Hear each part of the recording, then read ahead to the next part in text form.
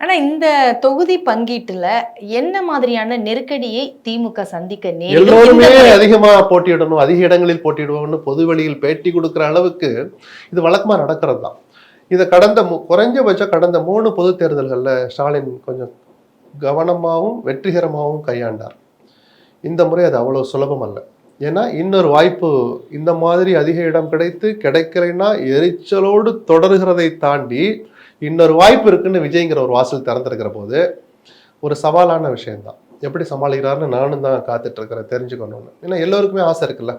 இப்போ 6னா 2 இலக்கம், அப்போ எல்லாருக்கும் 4 24 முடிஞ்சு இப்போ 40 கேட்குறாங்களே.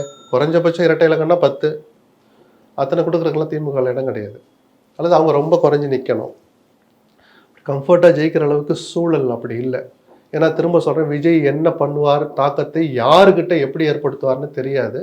அவங்களும் ஒரு 170க்கு குறையாமல் நிற்கணும்னு ஒரு முடிவில் இருந்தாங்கன்னா இப்படி எல்லாருக்கும் இரட்டை இலக்கத்தில் கொடுக்க முடியாது. இதை எடுத்து சொல்லி புரிய வச்சு ஏற்க செய்கிறது தான் தலைமை பண்பு. கடந்த 3 முறை நல்லா பண்ணார். இந்த விட எப்படி செய்கிறாருன்னு பொறுக்கிறது.